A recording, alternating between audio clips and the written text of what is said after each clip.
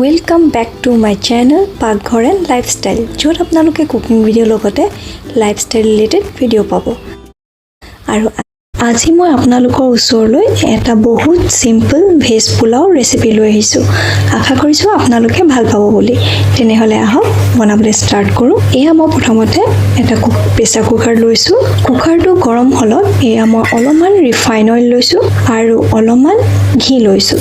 মই দুটা মিক্স কৰি দিছোঁ। আপোনালোকে মন গ'লে অকল ৰিফাইনতো বনাব পাৰে বা অকল ঘি দিও বনাব পাৰে। মই দুটা মিক্স কৰি দিছোঁ অকণমান টেষ্টটো বেছি ভাল হ'বলৈ। নেক্সট এয়া মই অকণমান গৰম হ'বলৈ দিছোঁ আৰু এয়া গৰম হ'লত মই গোটা জিৰা সৰু চামুচে এচামুচ দিছোঁ। এই জিৰাখিনি প্ৰথমতে মই ফুটিবলৈ দিম।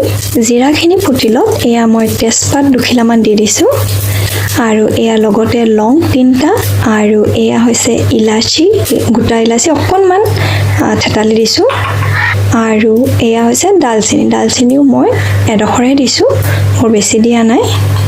আৰু এয়া চব অকণমান জাষ্ট এনেকৈ কৰি দিছোঁ। তাৰপিছত এতিয়া কাটি ৰখা পিঁয়াজ দি দিছোঁ। পিঁয়াজ মই ইয়াত ডাঙৰ পিঁয়াজ এটা লৈছোঁ, এই ধৰণে স্লাইচ কৰি দি দিছোঁ। নেক্সট মই এয়া খুন্দি থোৱা আদা দি দিছোঁ আৰু এতিয়া এইখিনি অকণমান লৰাই লওঁ।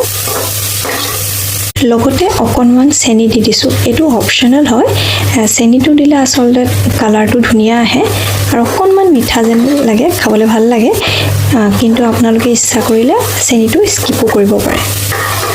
আৰু এয়া চাওক আমাৰ পিঁয়াজৰ কালাৰ চেঞ্জ হ'ল। এনেকুৱাতে মই এতিয়া কুটি ৰখা চব্জিখিনি দি দিম। ইয়াত মই বিনছ লৈছোঁ আৰু গাজৰ। আপোনালোকে ইচ্ছা কৰিলে দাংবডিও দি দিব পাৰে আৰু মটৰ আছে যদি মটৰো দি দিব পাৰে। মোৰ ওচৰত বৰ্তমান এই দুটা চব্জিয়ে আছিলে দিব পৰা, সেইকাৰণে মই এই দুটা দিয়ে বনাইছোঁ। আৰু এয়া চাওক, এয়া দি দিলোঁ। এয়া মই কাজু দিছোঁ, 10-12টামানে কাজু দি দিছোঁ। লগতে মই খিচমিচো দি দিছোঁ। এয়া হাতৰ মুঠিয়ে এয়া কেইটামান খিচমিচ দিছোঁ। এতিয়া পুনৰবাৰ মই ভালকৈ লৰাই লওঁ আৰু এইখিনি মই 1 মিনিটৰ কাৰণে অলপমান ভাজি লওঁ। একেবাৰে ভাজি দিব নালাগে, জাষ্ট অকণমান ভাজি ল'লেই হ'ব। এয়া চাওক আমাৰ চব্জিখিনি 1 মিনিট ভজা হোৱাৰ পিছৰ ক্লিপিংটো দেখুৱাইছোঁ। আৰু এতিয়া মই এই তিয়াই ৰখা বাসমতি চাউলখিনি দি দিছোঁ। এইখিনি মই তিয়াই ৰখা নাই, জাষ্ট মই ধুই পাই খৰাহীত টুকি থৈ দিছিলোঁ আৰু দি দিছোঁ। আৰু এয়া চাউলখিনি দিয়াৰ পিছত মই আকৌ ভালকৈ লৰাই ল'লোঁ আৰু আন্দাজমতে নিমখ দি দিছোঁ। নিমখ দিয়াৰ পিছত এইবাৰ এনেই হালকা হাতেৰে লৰাই লৈছোঁ। মই বেছিকৈ লৰাই নাথাকিব, নহ'লে চাউলখিনি ভাঙি যাব।